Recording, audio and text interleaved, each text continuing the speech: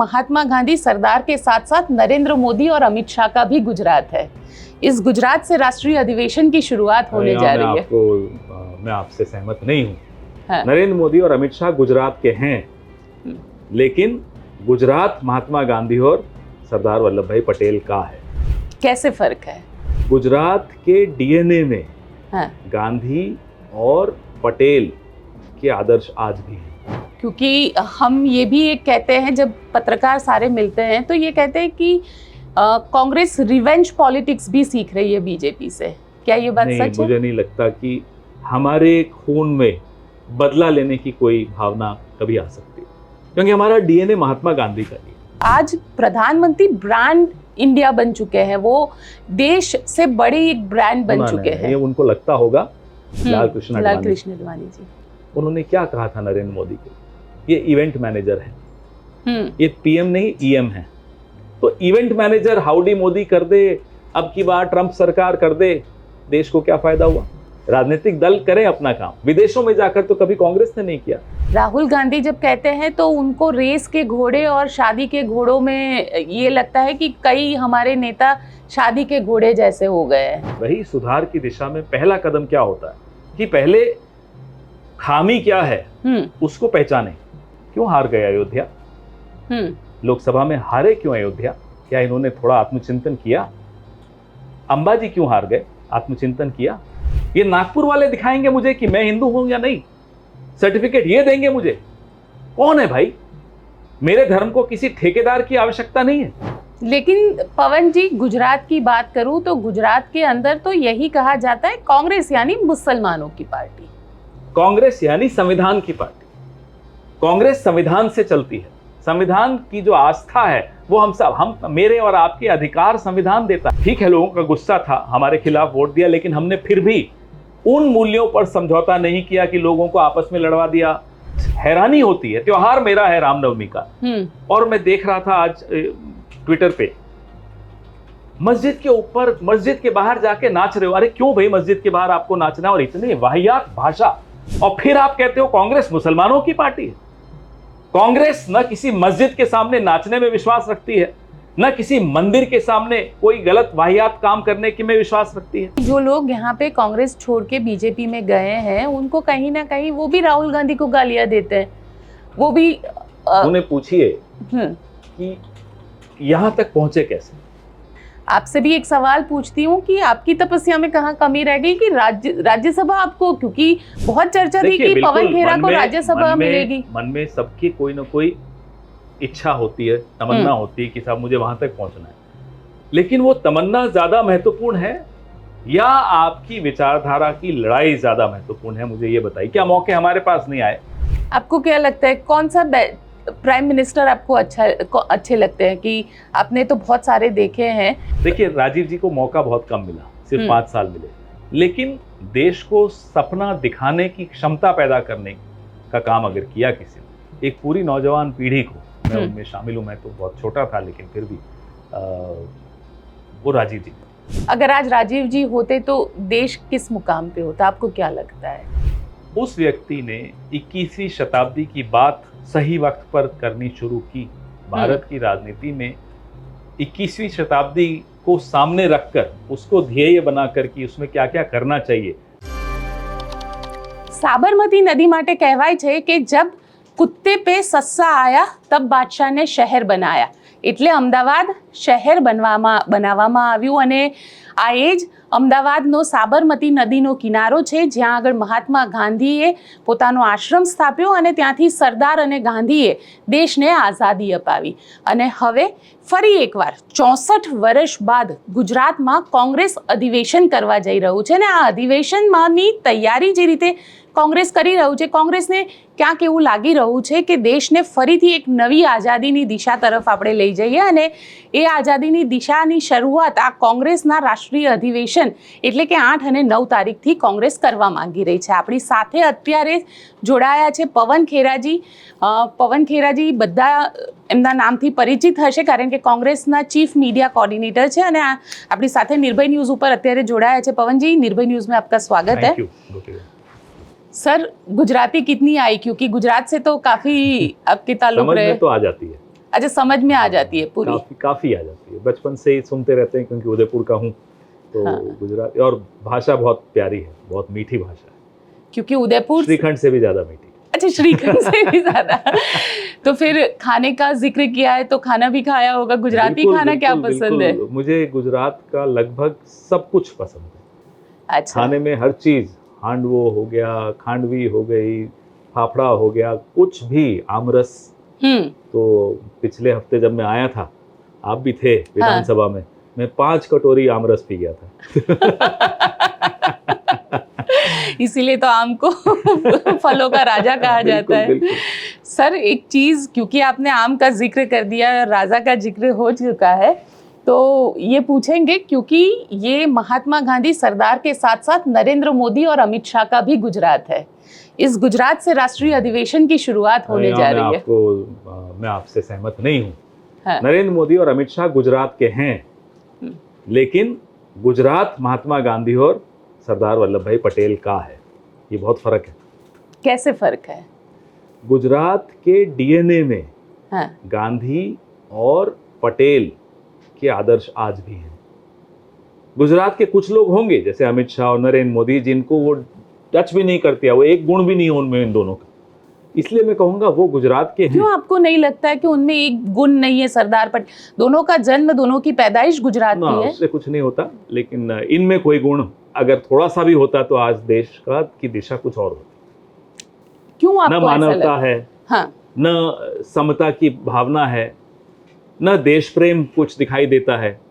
तो मुझे तो इन दोनों में ऐसा एक भी गुण नहीं दिखता। और ये बहुत अफसोस के साथ मैं कहता हूँ कि गुजरात की माटी से आए हुए, इस माटी में इतनी ताकत है कि इसको अपने माथे पे भी हम लगा देंगे तो हमारा जीवन सुधर जाए, ऐसी माटी है ये। लेकिन यहाँ से आने के बावजूद इन दोनों ने जो नुकसान पहुंचाया देश को, तो मैं नहीं मानता कि गुजरात इनका है। ये गुजरात के हो सकते हैं।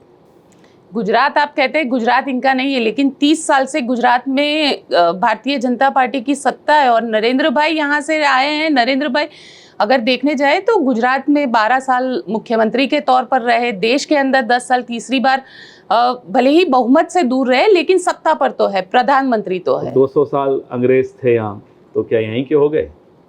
या यहाँ के बारे में सोचते थे? वो नहीं सोचते थे। इसलिए कोई कितने साल से सत्ता में है इसलिए वो अच्छा है, तो फिर मान जाएं कांग्रेस सबसे अच्छी है, 54 साल सत्ता में रहे। तो ये बात नहीं समझ में आती। आप सत्ता में कितने भी साल रहे हो, किया क्या आपने? ये तो बताइए, हिसाब तो दीजिए।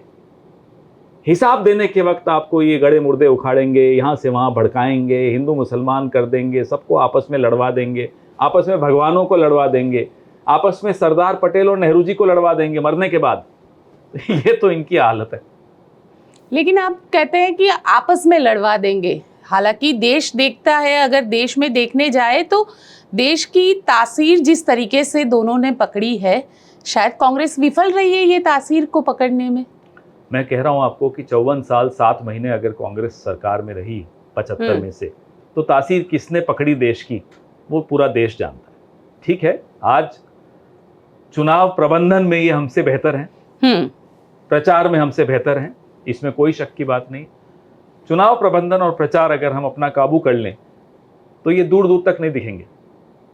इनमें से कुछ लोग तिहाड़ जेल में दिखेंगे, ये भी मैं आज आपको बता दूं।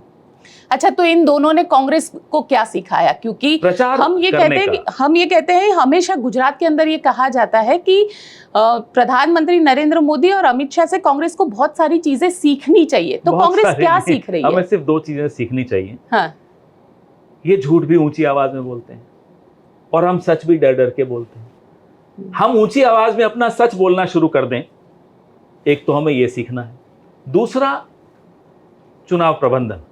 इसमें कोई शक की बात नहीं है कि बीजेपी का चुनाव प्रबंधन पिछले 10 साल में अच्छा दिखा है, इसमें कोई शक की बात नहीं। अब अगर उसमें मशीनरी का दुरुपयोग हो रहा हो, चुनाव आयोग का दुरुपयोग हो रहा हो, तो वो हमें नहीं सीखना, क्योंकि वो लोकतंत्र के लिए अच्छा नहीं होता। क्योंकि हम ये भी एक कहते हैं, जब पत्रकार सारे मिलते हैं तो ये कहते हैं कि कांग्रेस रिवेंज पॉलिटिक्स भी सीख रही है बीजेपी से।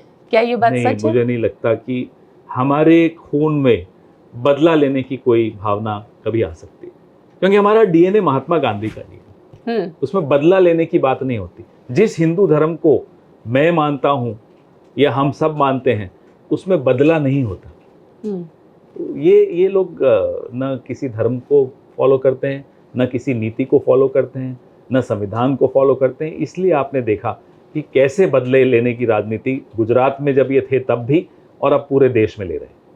लेकिन आप ये कह रहे तो कांग्रेस को कहीं ना कहीं, क्योंकि कांग्रेस के पास कई सारे ऐसे मौके भी थे जब गुजरात के अंदर प्रधानमंत्री मुख्यमंत्री थे, दंगे हुए थे, बहुत सारी चीजें हुई, मशीनरी से लेके सब कुछ कांग्रेस के पास भी था।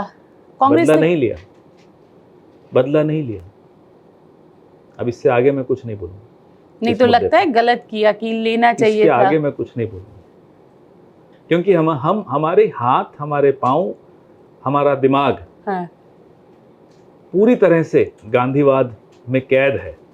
हमारी ये भावना आ ही नहीं सकती बदला लेने की। तो लेकिन कानून को अपना काम करना चाहिए। वक्त आने दीजिए, कानून अपना काम करेगा। क्योंकि आप कह रहे हैं कि वक्त आने दीजिए, आपको लगता है कि कानून भी कहीं ना कहीं मैनेज होता है, या सारी चीजें मैनेज हो रही है जिस तरीके से राजनीति में कांग्रेस मैनेज हो रही है? लोगों को लगता है कि जितनी भी संस्थाएं हैं, लोकतांत्रिक इंस्टीट्यूशंस हैं, कहीं ना कहीं वो मैनेज हो रही है। लोगों की भावना है, और वो भावना कितनी सही है कितनी गलत है ये वक्त बताएगा। लेकिन अगर लोगों को, और अधिकतर लोगों को ये लगने लग गया है कि जिसकी लाठी उसकी भैंस वाला सिस्टम चल रहा है, तो फिर ये विचार लोगों के मन में जो आया उसको बदलना जरूरी है। कांग्रेस राष्ट्रीय अधिवेशन गुजरात में करने जा रही है। गुजरात की एक सोच है, गुजरात का एक पूरा इतिहास रहा है। कांग्रेस की क्या सोच है ये करने के पीछे? ऊर्जा जब भी कांग्रेस पार्टी को जरूरत पड़ी आजादी के आंदोलन के दौरान, उसके बाद, वो ऊर्जा हमें इस माटी से मिली, गुजरात की माटी से मिली। जो दिशा आजादी के आंदोलन को मिली, इसी माटी ने दी। तो गुजरात पूरे विश्व में अगर जाना जाता है, मोदी की वजह से नहीं जाना जाता, गांधी की वजह से जाना जाता है, पटेल की वजह से जाना जाता है। आप ये कह रहे हैं कि गुजरात पूरे विश्व में गांधी और पटेल की वजह से जाना जाता है, लेकिन जब विदेश में हावड़ी मोदी होता है या विदेश में ट्रंप को लेकर चीजें होती है, तब जाके कैसा लगता है आप लोगों को? क्योंकि आज प्रधानमंत्री ब्रांड इंडिया बन चुके हैं, वो देश से बड़ी एक ब्रांड बन चुके हैं। ये उनको लगता होगा।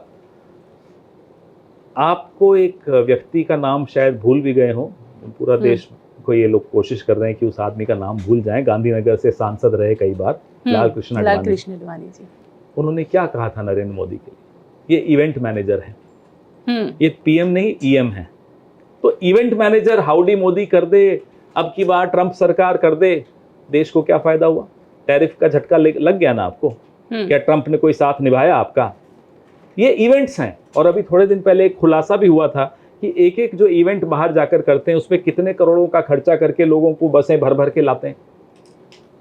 गांधी को कभी बसें भरने की जरूरत पड़ी? नेहरू को कभी बसें भरने की जरूरत पड़ी? सरदार साहब को कभी बसें भरने की जरूरत पड़ी? लेकिन कांग्रेस को तो पड़ती है ना। राजनीतिक दल करें अपना काम। विदेशों में जाकर तो कभी कांग्रेस ने नहीं किया। आप पुराने विजुअल्स निकालिए, नेहरू जी जब अमेरिका गए, देखिए कैसी लाइन लगी हुई थी, भीड़। तब बसें भरने की तो जरूरत नहीं पड़ती थी। इंदिरा जी ने जब आंख दिखाई अमेरिका को, ये होती है राजनीति, ये होती है लीडरशिप। इस व्यक्ति में लीडरशिप नहीं दिखेगी आपको, और ये अपने आप को हिंदुस्तान से बड़ी ब्रांड मान दे। आप तो हिंदुस्तान से बड़ी ब्रांड बोल रहे हैं, तो अपने आप को भगवान से बड़ा मानने लगे, बोले मैं तो नॉन बायोलॉजिकल हूं। अब कभी आप बताओ, हंसी नहीं आएगी आप? मैं तो हैरान हो गया, ये देश का प्रधानमंत्री कह रहा है मैं तो नॉन बायोलॉजिकल हूं। धन्यवाद प्रभु।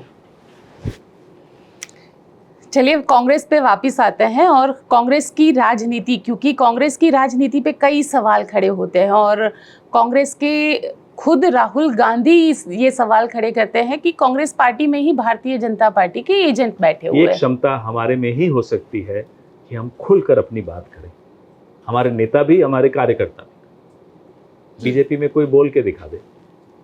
दुखी है वो कि जो कांग्रेस से लोग आए उनको मंत्री क्यों बना दिया। बीजेपी के अंदर बैठे हुए लोग दुखी हैं, नागपुर के लोग दुखी हैं, लेकिन हिम्मत नहीं किसी की बोल दे। लोकतंत्र अगर किसी पार्टी में है और अपने भीतर देखकर सही और गलत बताने की अगर क्षमता किसी पार्टी में है तो वो कांग्रेस पार्टी है। लेकिन इस बात पे हैरान खुद कांग्रेसी ही नेता है, जो पुराने नेता है, वो कहते हैं कि ये तो शक पैदा करने वाली बात हो गई। शक करने वाली बात बिल्कुल नहीं होगी। जहां भी ऐसा लगे कि पार्टी के हितों के साथ कोई समझौता कर रहा है तो उसमें मुझे नहीं लगता कोई शक की बात होती है, तुरंत बोलना भी चाहिए और एक्शन भी लेंगे। तो कांग्रेस, क्योंकि राहुल गांधी जिस तरीके से कह रहे हैं, अगर गुजरात की मैं बात करूं, क्योंकि गुजरात की राजनीति को मैंने बेहद करीब से देखा है पवन जी, तो यहाँ पे तो कई बार ऐसा होता है कि कांग्रेस के उम्मीदवार ही पूरी की पूरी बिक जाते हैं बीजेपी के जरिए। आपको क्या लग रहा है कि कांग्रेस के पास कई बार उम्मीदवार नहीं होते खड़े रहने के लिए और उम्मीदवार बिक जाते हैं, चुनाव तक नहीं होते, बिन हरीफ सारी चीजें हो जाती है। आपको लगता है कि कांग्रेस को खुद के भीतर अब झांकने की जरूरत खुद के है? भीतर ही झांक कर ये बोला, और तभी पूरा ये वर्ष 2025 का संगठन सृजन का कार्यक्रम गुजरात में भी कर रहे हैं, पूरे देश में कर रहे हैं। अभी यहाँ आने से पहले 3 दिन का जिलाध्यक्ष पूरे देश के डिस्ट्रिक्ट कांग्रेस कमेटी के प्रेसिडेंट्स के साथ शीर्ष नेतृत्व ने बैठक रखी और उनकी बात सुनी। 3, 4, 5, 6 घंटे तक भी बैठे और खुलकर सबको बोलने का मौका दिया। राहुल जी, खड़गे साहब, ये लोग बहुत कम बोले, सुना सबने, इन सबने सुना जिलाध्यक्षों की बात और उनके सुझाव अच्छी तरह लिखे। हो सकता है उसका रिजल्ट आपको इसी अधिवेशन में भी दिखेगा और आने वाले कुछ महीनों में आपको उसका रिजल्ट पूरे देश में देखने को मिलेगा, गुजरात में भी। यानी कांग्रेस बदलाव की ओर आगे बढ़ रही है। बदलते रहना चाहिए हर संगठन को, बस अपनी विचारधारा से समझौता नहीं करना चाहिए, उसमें कोई बदलाव नहीं आना चाहिए, लेकिन संगठन के अंदर परिवर्तन आते रहना चाहिए। और हर 10-15 साल में कांग्रेस ने ये परिवर्तन हमेशा अपने भीतर लाया, आगे भी आने वाले हैं। आप कह रहे कांग्रेस ने अपने भीतर ये परिवर्तन लाया, लेकिन राहुल गांधी जब कहते हैं तो उनको रेस के घोड़े और शादी के घोड़ों में ये लगता है कि कई हमारे नेता शादी के घोड़े जैसे हो गए हैं, वो सिर्फ शादियों में चलते, रेस में नहीं चलते, और जो रेस के घोड़े होते हैं उनको आगे नहीं आने दिया जाता है। वही सुधार की दिशा में पहला कदम क्या होता है कि पहले खामी क्या है उसको पहचाने। राहुल जी ने उस खामी को पहचाना, अब अगला कदम क्या है, उस खामी को सुधारें। सुधार की दिशा में पूरा संगठन एकजुट होकर अब उसी दिशा में कदम बढ़ा रहा है। सुधार की दिशा में आगे बढ़ रहे हैं, लेकिन आपको लग रहा है कि जो इस वक्त सत्ता में है भारतीय जनता पार्टी, उसके सामने कांग्रेस सुधार के साथ टिक पाएगी या टिकने की कोशिश कर रही है? एक ऐसी पार्टी की तुलना भाजपा से कर रहे हो जो 138 साल पुरानी, नहीं सुन लीजिए, 138 साल पुरानी है। अंग्रेजों ने पूरी कोई कसर नहीं छोड़ी इस पार्टी को खत्म करने की, नहीं कर पाए, उल्टा खुद खत्म हो गए। उसकी तुलना आप भाजपा से कर रही हैं जो सत्ता है, पैसा है, 10 साल 11 साल हो गए सत्ता में, 11 होने वाले हैं, लेकिन जो जड़ें हैं और जो तासीर है कांग्रेस पार्टी की वो बहुत गहरी है।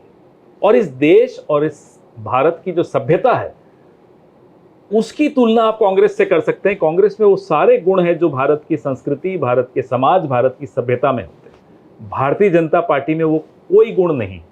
वो अपने आप को कहते राष्ट्रभक्त हैं, कहते हिंदू प्रेमी हैं, लेकिन एक कदम बता दीजिए जो इन्होंने राष्ट्र के लिए, हिंदू धर्म को समृद्ध बनाने के लिए किया। लेकिन कांग्रेस भी तो ऐसा नहीं कर रही है ना। कांग्रेस भी तो जो देश की नब्ज है उसको नहीं पहचान रही है। देश को क्या चाहिए ये चीजें कांग्रेस कई बार खुल के नहीं कहती है। जैसे बहुत सारी चीजें हो गई कि मान लीजिए जिस तरीके से योगी जी अपना एक पूरा नेटवर्क चला रहे हैं, तो यूपी के अंदर अगर आप जाएंगे तो यूपी में एक अलग राजनीति हो रही है। लोगों को अच्छा लगता है हिंदुत्व की बात करना, लोगों को अच्छा लगता है कि जब हिंदुत्व की बात करना, राजनीति होती है, हिंदुत्व के पीछे छिपकर सारे गलत काम होने देना, मैं नहीं मानता है हिंदू धर्म के लिए कोई अच्छा है। ये हिंदूवादी हैं, ये हिंदू नहीं है। हिंदूवादी होना और हिंदू होने में बहुत फर्क है। ये फर्क मैं आपको बताना चाहता हूं। शबरी ने बेर झूठा करके राम को दिया, राम ने वो स्वीकार किया। जिस वक्त शबरी ने वो बेर झूठा किया, वो बेर प्रसाद बन गया। ये होता है हिंदू धर्म। ये हिंदू धर्म की ताकत है, ये हिंदू धर्म की क्षमता है सबको साथ लेके चलने की। इनमें से किसी एक में वो क्षमता आपको नहीं दिखेगी। क्यों हार गया अयोध्या? लोकसभा में हारे क्यों अयोध्या? क्या इन्होंने थोड़ा आत्मचिंतन किया?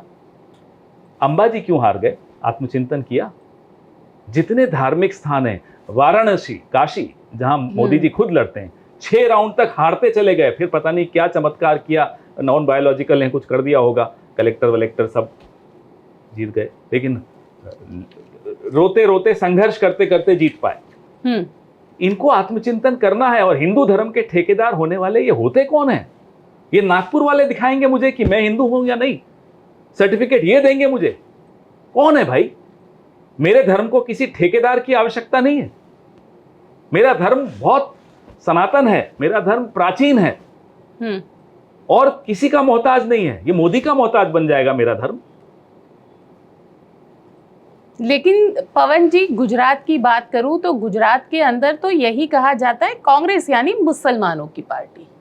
कांग्रेस यानी संविधान की पार्टी। कांग्रेस संविधान से चलती है। संविधान की जो आस्था है वो हम मेरे और आपके अधिकार संविधान देता है। ये क्या हिंदू मुसलमान लगा रखा है भाई? आज के जो सवाल है उसका जवाब नहीं देना, 300 साल पहले की कब्रें खोदनी है। चलो कब्र खोद दिया आपने, औरंगजेब का कंकाल बाहर आ गया, महंगाई कम हो गई, पेट्रोल डीजल के दाम कम हो गए, बेरोजगारी खत्म हो गई, महिलाएं सुरक्षित हो गई, टैरिफ वॉर हम जीत गए। क्या हुआ बताएं? आप ये देखिए, षड्यंत्र देखिए, क्योंकि कहीं गोपीबेन ये न पूछ लें कि साहब अंतरराष्ट्रीय मूल्य $60 हो गया प्रति बैरल तेल का, पेट्रोल आज भी 100 रुपए क्यों है? इस सवाल, गोपीबेन आपके इस सवाल से ही डरते हैं, तो कहते हैं भाई गोपीबेन बताओ, औरंगजेब महान था या महाराणा प्रताप महान थे? अरे क्या बात है, ये कोई तुलना है? ये कोई सवाल है? मैं मेवाड़ से आता हूं, मुझे गर्व है महाराणा सांगा पर, मुझे गर्व है महाराणा प्रताप पर, हम सब उनके वंशज हैं। लेकिन इस विवाद में हमारे पूर्वजों को डालने की क्या जरूरत है भाई?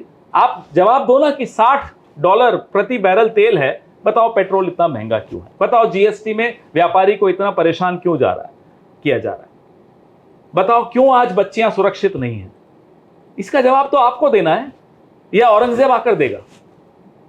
लेकिन मैं इतना मानती हूं कि जैसे 2012 में जब आप लोगों की सरकार थी, यूपीए 2 की सरकार थी, और एक पूरा मोमेंटम शुरू हुआ जो निर्भया कांड से शुरू होके उस वक्त एक पूरा मोमेंटम हुआ था, और वो मोमेंटम ने एक पूरी देश की राजनीति को बदल दिया था। आप चाहते हैं कि इस तरीके का कोई मोमेंटम अब खड़ा नहीं हो पा रहा है? क्योंकि ये भी उस वक्त शायद हो सकता है कि उस वक्त की सरकार ने, गोपीबेन, हमारी सरकार थी, लोगों को औरंगजेब और अकबर में बिजी नहीं रखा था।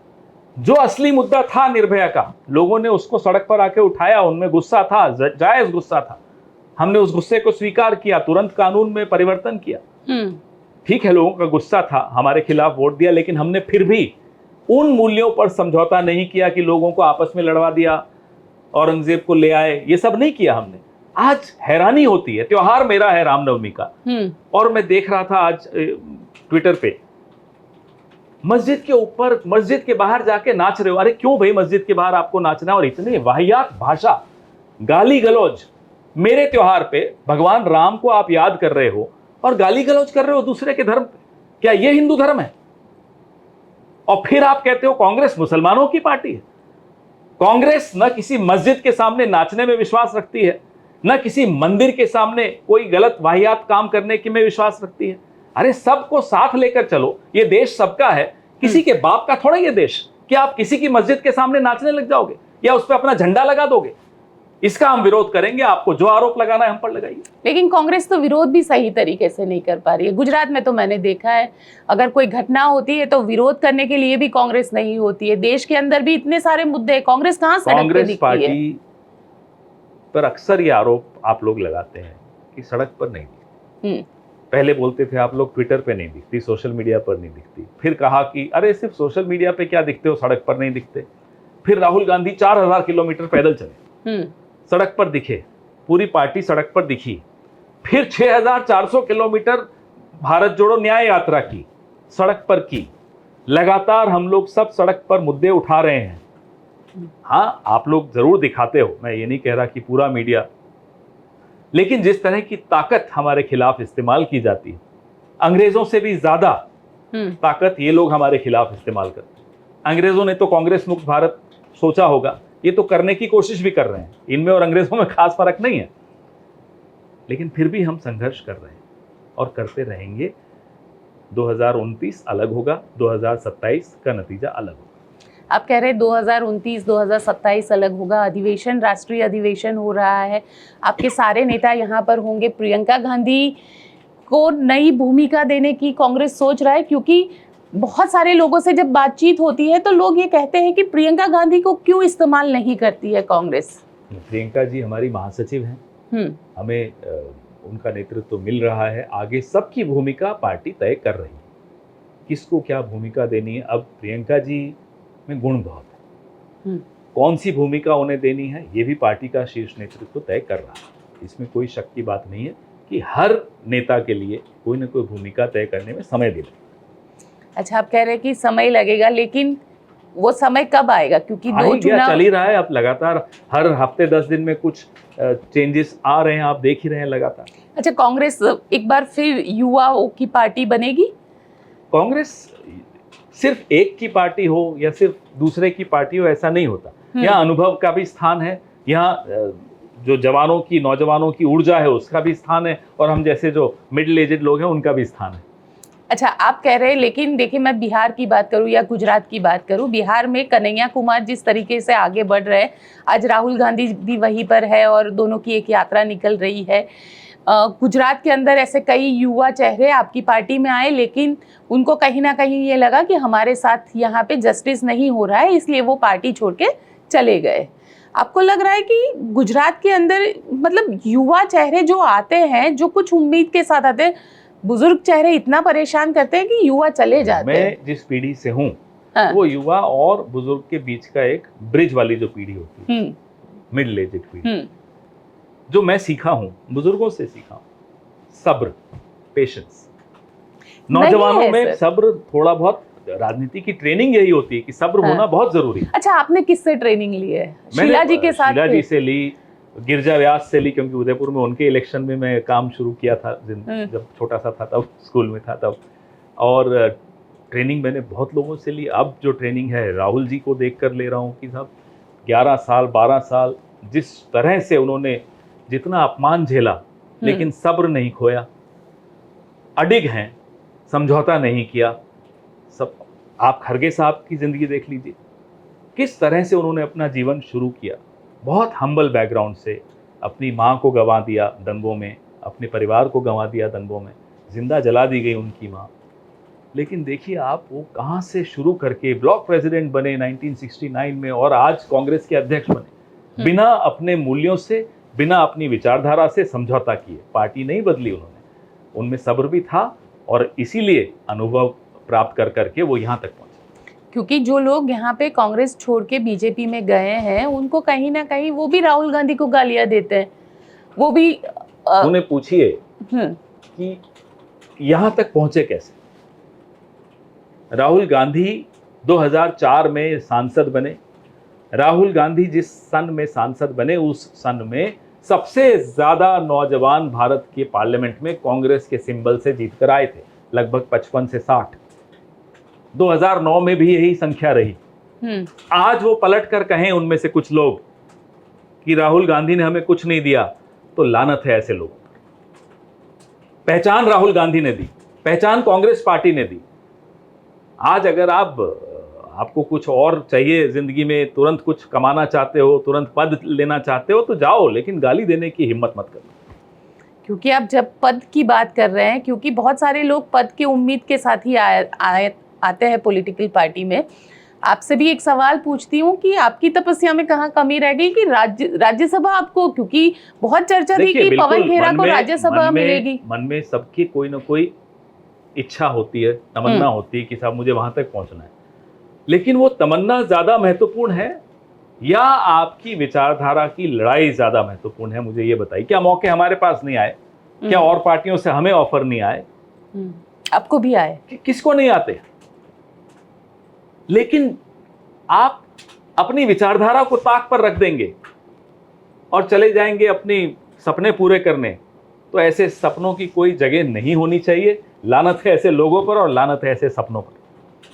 क्योंकि आज आप ये कह रहे हैं कि आप कांग्रेस पार्टी के साथ है, लेकिन जो लोग जाते हैं उनको अच्छा खासा पैसा भी मिलता है, उनको किसको नहीं चाहिए पैसा गोपी बहन? चीजें भी मिलती है, पद सबको सब मिलता है, कुछ चाहिए प्रतिष्ठा होता है, मिलती है, पद क्या भी चाहिए, प्रतिष्ठा भी चाहिए, धन भी चाहिए, सफलता भी चाहिए, संतुष्टि भी चाहिए, लेकिन क्या रात को नींद आती है कि साहब मैंने धोखा दिया अपनी विचारधारा को? अपनी माँ जैसी पार्टी को धोखा देने वालों को नींद कैसे आती है, मैं ये जानना चाहता हूँ। अच्छा, किसी जो कांग्रेसी भारतीय जनता पार्टी में गए उन लोगों से बातचीत होती है आपकी? मन से तो नहीं होती।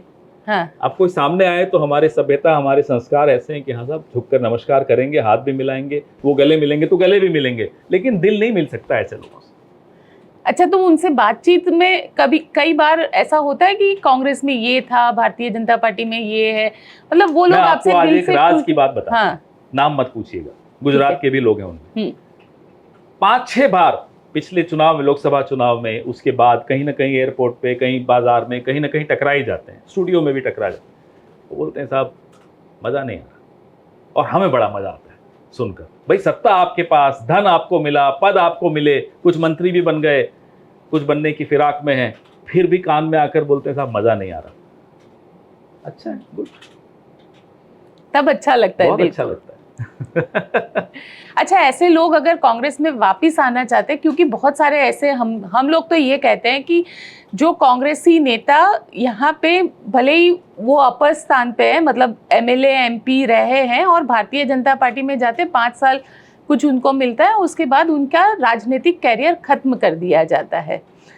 आपको क्या लगता है कि ऐसे जो नेता जो 5 साल पहले कुछ थे, आज कुछ भी नहीं है, ना कांग्रेस में उनकी वैल्यू है, ना भारतीय जनता पार्टी में, जो राजनीति में हाशिए पर खड़े हुए हैं, अगर वो वापस आना चाहते हैं तो कांग्रेस क्या उनको वेलकम करेगी? देखिए, कांग्रेस पार्टी के अंदर ये ऐसे निर्णय नहीं लिए जाते कि ऊपर से कह दिया कि ले लो या मत लो तो हो गया। संघर्ष करना पड़ता है हमें भी। अगर मेरे को लगेगा कि साहब इसको नहीं लेना चाहिए तो मैं संघर्ष करूंगा, मेरा नेतृत्व मुझे अनुमति देगा कि मैं संघर्ष करूं उनके साथ कि साहब ये गलत कर रहे हो, इसको मत लो, फिर देखते हैं। अच्छा, आपको क्या लगता है, शीला जी के वक्त आपने शुरुआत की और शीला जी के साथ जो राजनीति आप लोगों ने सीखी, वो राजनीति और आज की राजनीति में कितना, क्योंकि शीला जी को मैं देखती हूँ तो दिल्ली में इतने साल, मतलब 3 टर्म तक वो बतौर मुख्यमंत्री की मंत्री रही, डेवलपमेंट के जो पैमाने उन्होंने तय किए थे, आज भी वो पैमाने तक कोई पहुंच नहीं पाया है। लेकिन शीला जी की राजनीति और दूसरे नेताओं की राजनीति में भारतीय जनता पार्टी के नेताओं कितना फर्क लगता है? तो आप कांग्रेस के किसी भी नेता की राजनीति की तुलना नहीं कर सकते। कांग्रेस की प्राथमिकता हमेशा रही है कि अगर जीत कर आए हैं तो काम शुरू कर दें जीतने के दूसरे मिनट से, विकास के काम, अपने मैनिफेस्टो को लॉन्च करने के, लागू करने के काम। बीजेपी का है कि साहब विवाद पैदा करके जीते, आगे और विवाद बढ़ाते रहो समाज में, और अगले इलेक्शन को विवाद के ही मार्फत जीतें। तो हमारी कोई तुलना इनके साथ हो नहीं सकती। मैं मानता हूँ शीला जी की जो स्टाइल थी राजनीति कम लोगों में, और वो सीखनी चाहिए हम सब। बहुत पॉजिटिव पॉलिटिक्स थी।